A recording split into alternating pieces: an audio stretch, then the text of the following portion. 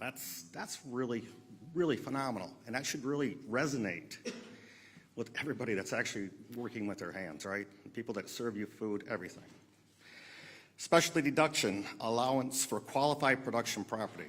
This will allow us to invest into the future and will immediately allow us to double our manufacturing space. So instead of expensing this across 40 years, I'll be 90 years old by then, right? What's that gonna matter to me? But if I can expense our manufacturing additions and new buildings that we need to build so we can supply the machinery for the US, we can do that and immediately write that off. And that means something because that puts it back in and we put it right back into our local economy. What is that saying? High tide rises all boats. That's what this is about, right? We do this. It's not trickle-down economics or whatever, which I have nothing against, but let's think about it, right? If we are putting this money back into the U.S. manufacturing, where tradespeople are building these buildings and then qualified, good paying jobs for workers. So the One Big Beautiful Act encourages American businesses to create new things in the U.S. to get our economy back on track. This bill incentivizes us to create new jobs in the U.S., and we are incentivized to manufacture in the USA. And with this new law, we will continue to do this, but at a much, much faster rate. I'm excited to keep making it in America for America. Thanks. Great job. The One Big Beautiful Bill is a once-in-a-generation opportunity to deliver real-life results to the American people, as you just heard from Sam. From energy producers in Louisiana to police officers in Minnesota, this landmark legislation truly holds promise for every single American. Today's guests are a testament to that. I'm proud to welcome James Stewart to speak this morning on the impact of the One Big Beautiful Bill that it will have on law enforcement officers in Minnesota and across America. With more than 30 years of frontline experience, Sheriff Stewart is here today on behalf of the Minnesota Sheriff's Association to represent the men and women who sacrifice their safety, comfort, and time to keep us all safe. Some even make the ultimate sacrifice with their lives. President Trump and House Republicans stand with our nation's brave law enforcement officers. The One Big Beautiful Bill makes clear that we don't just do so with words, but with our actions. President Trump campaigned on no tax on overtime, and now we're following through on that promise. To the benefit of our men and women in blue, by the way, and their families. And I thank the President for his vision of a prosperous America that truly appreciates and honors the bravest among us. With that, I'll turn it over to Sheriff Stewart from Minnesota's 6th Congressional District. Well, thank you, Congressman Emmer, for inviting me to speak this morning and for your leadership. My name is James Stewart. I'm the Executive Director and CEO for the Minnesota Sheriff's Association, a former Vice President for the National Sheriff's Association, and retired Sheriff of Anoka County, located in Minnesota's 6th Congressional District.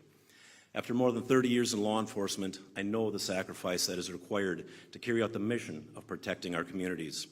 The sacrifice of late nights, weekends, and holidays away from the dinner table and special events with your family.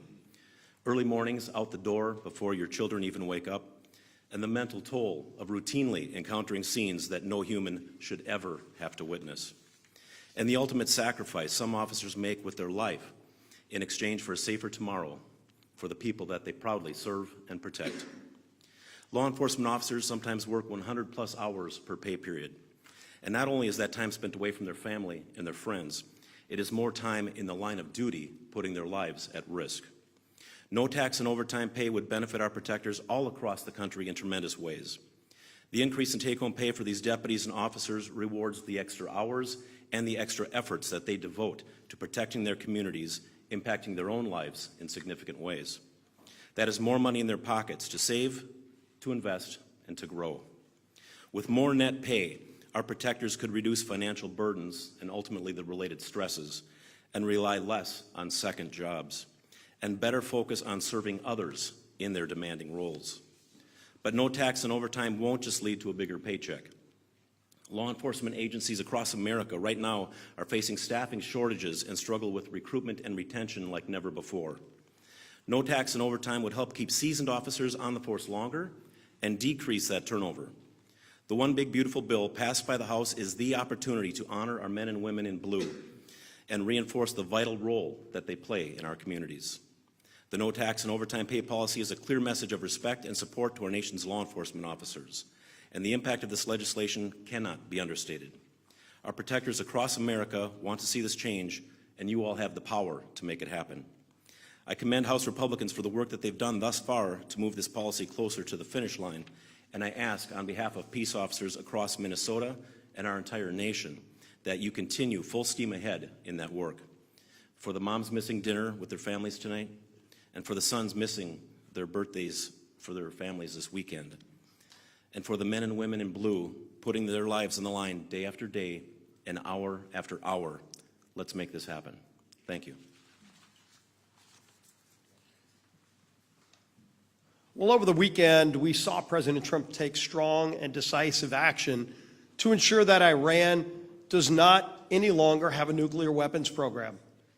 Not only did the president work with our allies in the region, of course working very closely with Israel, but the president defended America. Again, let's not forget, the Ayatollah and many others in his leadership structure have been chanting death to America for years as they tried to get a nuclear weapon under previous presidents who let this build and build for decades, and the world knew one day it had to be confronted. But the president didn't just take that strong and decisive action under the War Powers Resolution. In compliance with that law, he notified Congress within 48 hours of the actions that were taken. And hopefully that's as far as it's going to go. The president announced yesterday that there is now a ceasefire. Again, peace through strength, they're not just words. They have to be actions that a president of the United States who's strong and bold and decisive is willing to take those steps to keep America safe. And I think most people in the civilized world know that a nuclear-armed Iran is not just bad for America, but it's bad for other countries all around the world. Now, we've got another busy week here in Washington. Today, we're going to be debating the resolution to condemn the political violence in Minnesota. I think you'll see a very strong bipartisan message being sent by Congress that political violence is never acceptable.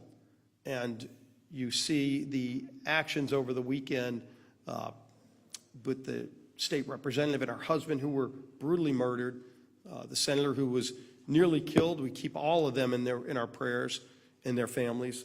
But we know that justice will prevail, and ultimately in America, we need to be united when we say that political violence is never the answer. We're going to also bring more legislation to protect Americans from illegals who come here and commit violence against our constituents. Somebody gets a DUI here while they're here illegally. And I saw this in my own district where you had an illegal who came about 8 times the legal limit and murdered an 18-year-old girl and her boyfriend. And he was fine, but they are no longer with us. And we see this every day in communities all across the country. We've given President Trump some tools in law, like the Lake and Riley Act, to keep us safe from people who come here illegally and commit violent acts against our citizens. This will be one more of those tools. Of course, Friday we're going to have a vote to stand up for our ICE agents and for law enforcement in Los Angeles and other communities who are trying to keep us safe in the face of these violent riots, like the LA riots that you're seeing. That will be Friday. Of course, the overarching focus has been on the one big beautiful bill. The Senate finally has the legislation. They're moving forward. We've continued up here to talk about so many great things that this will do to get our economy back on track, to put more money in the pockets of hardworking families through so many provisions like certainty in the tax code, ensuring that you don't have a massive tax increase that would hit lower and middle income families, no tax on tips, no tax on overtime, the ability to have bonus depreciation, some of the other things that would bring investment into this country. But we also have so many other provisions. Border security, of course, is one, but energy security is a big component of this bill to allow America to continue producing more oil so we don't have to be dependent on foreign countries. So world markets aren't worried about an action Iran might take. When you saw them talking about shutting off the Strait of Hormuz, you really didn't see much of a change in oil prices because America and our allies can now pick up the slack because you have a president, Donald Trump, who wants to open up more American energy opportunities, and so do our friends around the world. And in this bill, we have a number of provisions to do that. But rather than me talk about those provisions, and I love the great work that South Louisiana is involved in so many different fronts at producing energy for the rest of the country and the world, but I am proud to have one of my constituents, Paul Danos, whose family for 3 generations has been involved in the energy industry. He knows just what it takes to produce American energy and the challenges that can be posed if Congress and the White House don't get it right, and what opportunities we have ahead for our country if we do get it right. That great leader is my friend Paul Danos. Thank you, Leader Scalise, for having me here today for that introduction. Good morning, everyone. My name is Paul Danos. I am CEO and one of the owners of Danos. We are a 78-year-old, third-generation family-owned and managed energy services firm headquartered down in southeast Louisiana. We provide frontline workforce that enable companies to explore, produce, and develop the energy in the Gulf of America. I'm honored to share with you the positive impact that this bill will have on family-run businesses in our areas and our employees around the country, and how critical this bill is for American energy dominance. I'm honored to represent so many hardworking people that provide safe, reliable, and affordable energy to our country. My grandfather, Alan Danos Sr., he took a risk. He had a dream in 1947 to create jobs for his community, prosperity for his community, and security for our nation. But during the previous administration, that sort of innovation and spirit was stifled. Oil and gas leases were canceled, they were nullified, and altogether stopped.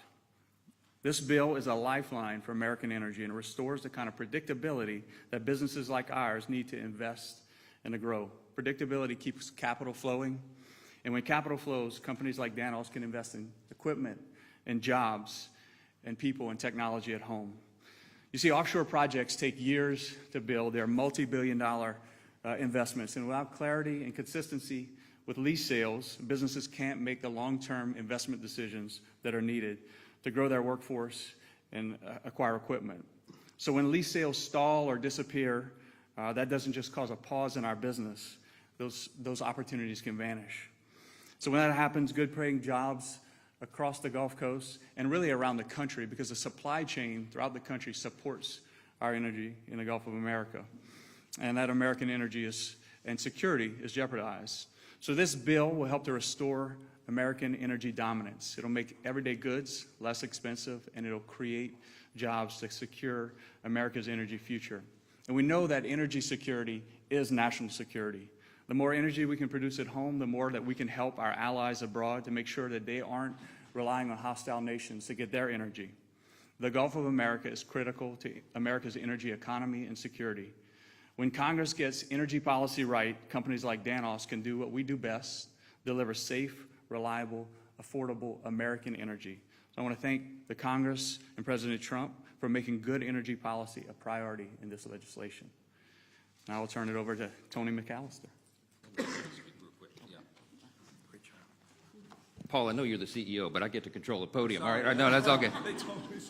No, it's so great. What a great collection of Americans here. We wanted to come this morning. I have a lot of updates for you, and I'll get to it in a moment, but I want to continue with this theme real quick, because the big, beautiful bill is so important, literally to every sector of the U.S. economy. And we could have chosen, constituents of ours from any sector in the economy, but it occurs to me we chose just the letter L as our theme today, okay? You heard about lasers and law enforcement and liquefied natural gas. And now we're going to go to logging, because I brought Tony McAllister here, and she is a small business owner. She's going to talk to you about what it would mean to them. She's also a mother, and she's the wife of one of our greatest sheriffs in the state of Louisiana. They hail from Wynn Parish. The sheriff's standing in the back. He's the big guy with the badge. You can't miss him. But I'm so grateful that Tony is here with us. Now I'll turn it over to you. How about that? All right. Thank you, Mr. Speaker, for having me today. So my name is Tony McAllister. I'm a proud resident of rural Louisiana in the 4th Congressional District. I am a Louisiana logger. I'm a mom, I'm a wife of a Louisiana sheriff, and as a logger for years, small businesses like ours, with our team of 30 hardworking employees, have carried the weight of this governmental system that often seems to grow on the backs of small businesses and middle-class families like mine. It's been tough, it's been challenging to compete and to grow and to simply get a fair chance to thrive right here in the U.S. But today I'm filled with gratitude. I'm thankful to President Trump and the House Republican leadership who have made it a priority to reset this system, to put hardworking Americans first, to support the businesses and the families who are the backbone of this great nation. When the One Big Beautiful Bill is signed into law, it will finally give small businesses like ours a better opportunity to not just to survive, but to grow and to succeed. Some of these have been mentioned already, but just as a reminder, this legislation will lower the effective tax rate for producing in America, increase and make permanent the small business deduction, double immediate small business expensing, and reduce reporting burdens for small businesses. In Louisiana, timber is not just what we do, it's who we are. It's the largest agricultural product in the state, and it is vital to the survival of so many rural communities across our state and across the South. This bill recognizes this impact of small businesses just like mine. It protects us, it strengthens us. For far too long, the U.S. has been one of the largest importers of raw pulp, pulpwood, and timber products. This has led to the shutdown of many mills and the loss of way too many American jobs. So I want to personally thank the President for continuing to fight to reduce unregulated imports from other countries and for standing firm to support American-made products by American workers. Another piece of this bill that hits even closer to home is the historic investment in our border security. This will protect our communities and support our law enforcement officers and agencies by keeping dangerous illegals out of our country. As a wife of a Louisiana sheriff, knowing that this administration is working hard to stand behind law enforcement gives me a peace of mind. It empowers our officers, federal, state, and local, to do their jobs because they know they have the backing of this administration and the Republicans in Congress. It means the world to me to see the leaders who value the safety, well-being, and dedication to those who put their lives on the line for us every single day. The One Big Beautiful Bill is more than policy. It's progress. It's progress for small business owners, for working families, for rural communities, and for our law enforcement. Again, thank you, Mr. Speaker, for having me. Thank you to the President for seeing us. Thank you for standing with us. Thank you to the House Republicans for working hard to get this done, not just for today, but for future generations. Thank you. Thanks so much. It is about progress, Tony. That's so well said. And I'm so grateful for these fine Americans who stood here representing hundreds of millions of Americans in all their various endeavors. And this bill, the One Big Beautiful Bill, is geared for those hardworking Americans. It is going to help all boats rise. And we are so excited to get this thing over the line. And I'll give you more updates on that. In the meantime, Tony and Paul and Sam and Sheriff Stewart, thank you again for your time this morning. Let me zoom out. We'll just talk about foreign affairs quickly, and then we'll zoom back in on the big, beautiful bill. I know the conflict in the Middle East is top of mind for everyone, and it is for us as well. Over the weekend, of course, President Trump fulfilled what was a bipartisan, long-standing national security priority by carrying out successful strikes on Iran's nuclear facilities. Everyone around the world applauded this expertly performed duty by our extraordinary unmatched military. Some of them applauded loudly and openly, and some of them quietly, but everybody except the evil regime in Iran knows this was the right thing to do. It's important to remember who we're discussing here, okay? Evil is the right word. Iran is the largest state sponsor of terrorism on planet Earth. The Iranian regime has been responsible for thousands of American deaths over the years, and an untold number of maimings with roadside bombs all over the Middle East. They have funded and propped up terror proxies like Hamas, Hezbollah, and the Houthis, and their stated goal is the death and destruction of America, and of course Israel. That's why for decades presidents have talked tough on Iran. They've talked tough. President Clinton said, quote, "I believe all the Western nations have an overriding interest in containing the threat posed by Iran," unquote. President Obama, he said, "I have stated that Iran will never be allowed to obtain a nuclear weapon," unquote. President Biden, quote, "We will not," let me say again, "we will not allow Iran to acquire a nuclear weapon."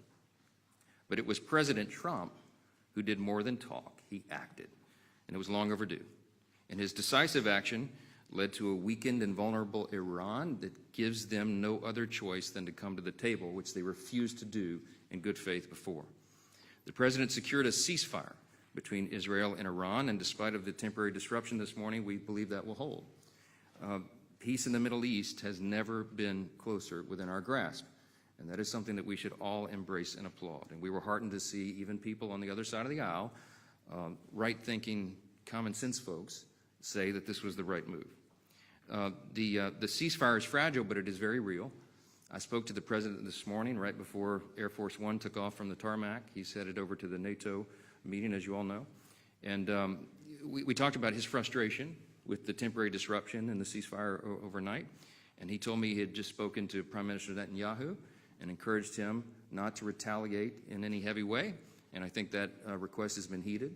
I told the president that I would immediately echo the same sentiment to my counterpart over there and my good friend, Speaker Ohana and the Knesset. I did that. I believe that Israel and the United States are locked arm in arm on this, and that unified front and that common goal is what is going to maintain peace. So I just want to say overall, this is America First policy in action. This is, as has been said here already this morning, the penultimate demonstration of peace through strength. This is what it means. But you got to have a strong commander-in-chief to make sure that happens. Regarding the presidential authority, now naturally, of course, we've got some Democrats here on Capitol Hill who they have an allergic knee-jerk reaction to anything that President Trump does, no matter how noble and good. And they of course, are opposed to his latest work to make Americans safer and bring peace in the Middle East, if you can imagine that. Some have even called for his impeachment over this. It's absolutely outrageous. It would be comical if it were not so serious and stupid. Let me be clear, and be as clear as possible. The strikes on Iran's nuclear facilities were clearly within President Trump's Article 2 powers as Commander-in-Chief. It shouldn't even be in dispute. Allow me to put my constitutional law hat on for a moment, because that's what I used to do, because both the law and the precedent are important for everyone to understand here. This may answer a lot of questions that you might ask this morning. The framers of our Constitution never intended for the president to seek the approval of Congress every time he exercises his constitutional authority under Article 2 as Commander-in-Chief. Alexander Hamilton argued in Federalist number 70, just for one example, that, quote, "Energy in the executive is a leading character in the definition of good government. It is essential to the protection of the community against foreign attacks," unquote. This is why the framers did not explicitly set restrictions on the president when it comes to using military force. They understood something very practical about our matchless legislative body here in our Constitution. The way the Congress was set up, they knew it would be a deliberative body, and they knew that process by necessity would take time. And in an emergent and imminent situation, time is not something we always have the luxury of. And so they wanted, in moments of danger and conflict abroad, for one single hand of authority to have that authority to act decisively and effectively. Now we're hearing some talk about the War Powers Resolution. What is that exactly? Congress passed that legislation in 1973 under President Richard Nixon. It bars the use of armed forces in conflict beyond 60 days without congressional authorization or a formal declaration of war. A 30-day withdrawal period follows thereafter under the statute. It also requires that the president inform Congress within 48 hours of use of military force. Obviously, President Trump did that. Obviously, in the modern era with the 24-hour news cycle and social media, nothing goes by unnoticed. This might have made some sense in 1973, but I'm not even sure it was constitutional, and I'll tell you about that as well. Many respected constitutional experts argue that the War Powers Act is itself unconstitutional. I'm persuaded by that argument. They think it's a violation of the Article 2 powers of the Commander-in-Chief. I think that's right. If you look back at the Founders' intent, you read the Federalist Papers, you read the records of the Constitutional Convention, I think that is right. And many more scholars believe the president is correct to use this executive authority in exactly the manner that he did over the weekend. I am a jealous guardian of Congress's Article I authority. We are the defenders of it here, and we take it seriously, and I always will be. But exercising the authority to declare war isn't something we've done since World War II. And everybody in this room knows, since then we've had more than 125 military operations.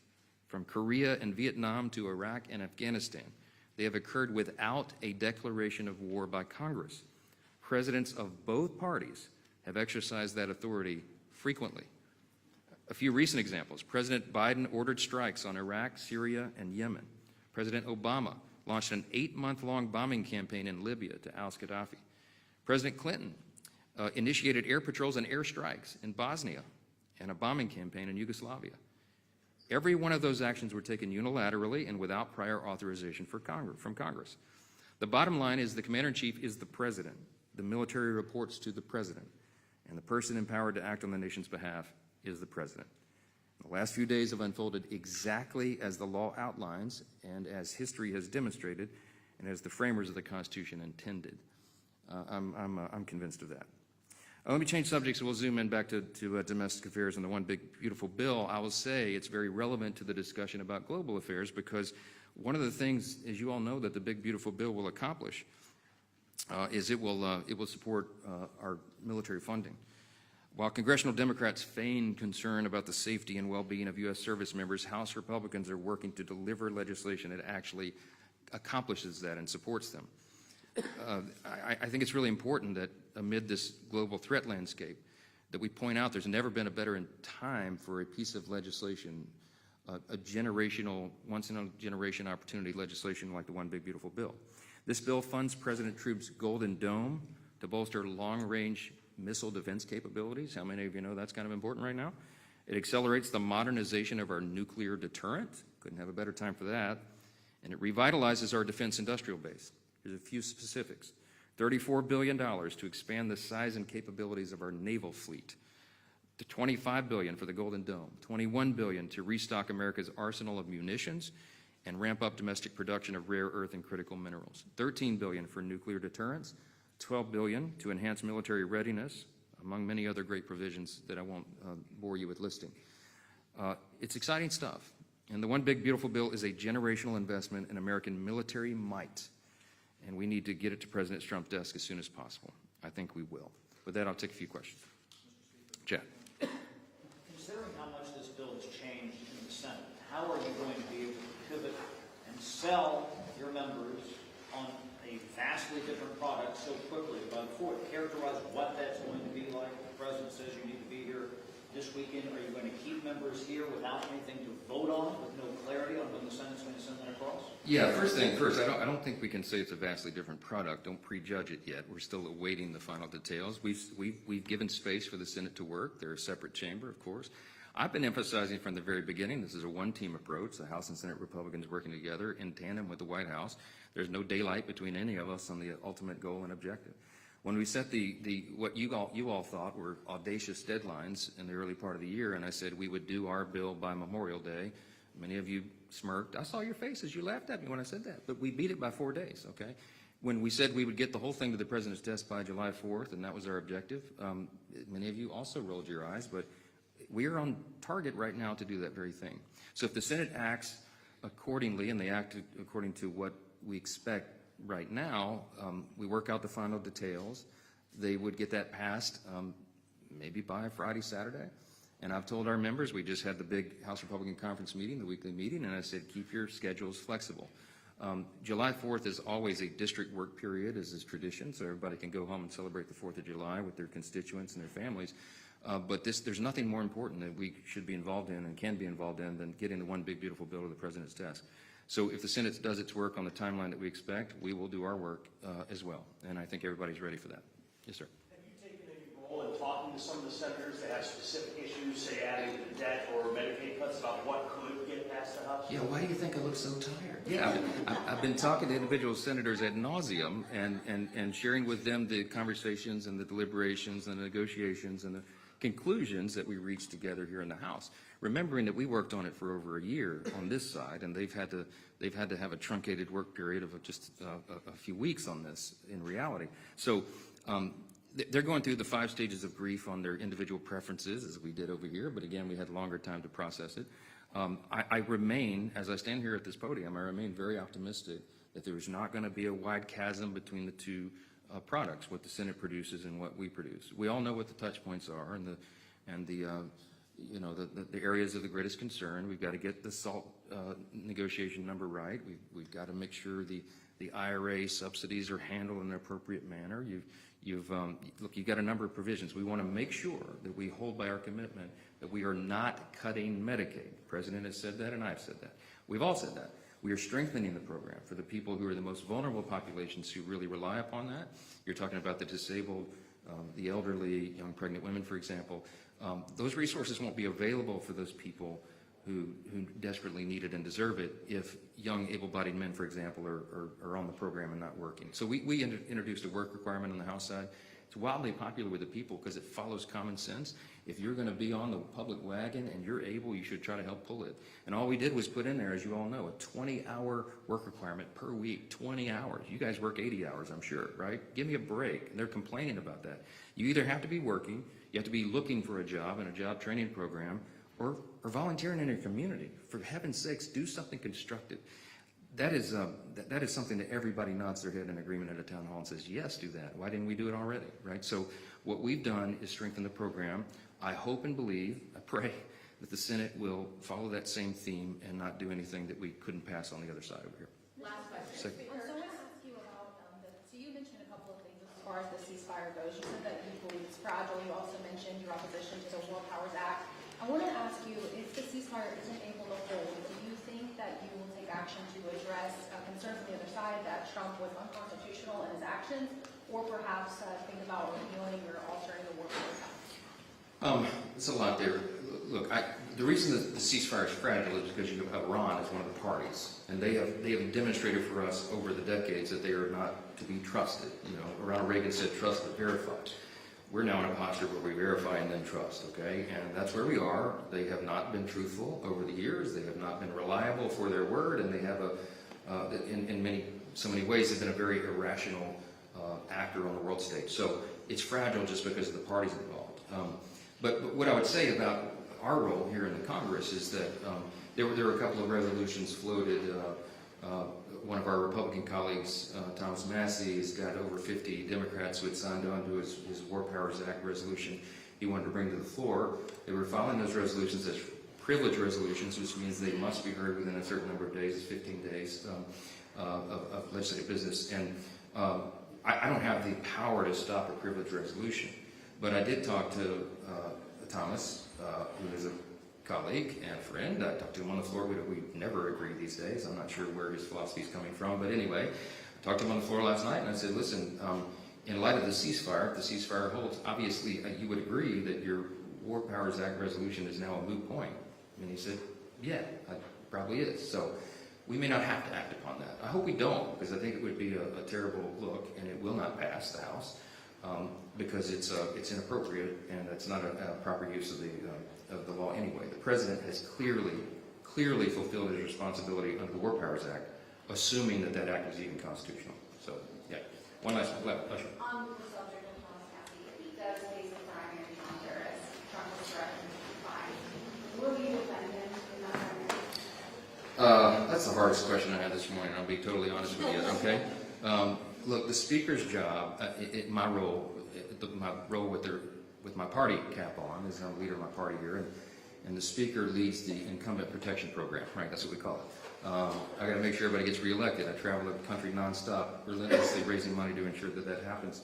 But I certainly understand the President's frustration about the colleague you named, and he and I talk about that quite a bit. Can't quite understand what the rationale is, but if you're here and you're wearing one team's jersey, and every single time you vote with the other team, you know, people begin to question what your motive is and what your philosophy is, and you know, why you're so consistently opposed to the platform, the agenda of your party. So I'll leave it at that. I talked to Thomas about this very frankly, because I said he's a friend. I want him to come to his senses and work with the team, and I try to work with him every day to do that, as I do everybody here. So that's my answer this morning, okay? Thanks so much. Appreciate it.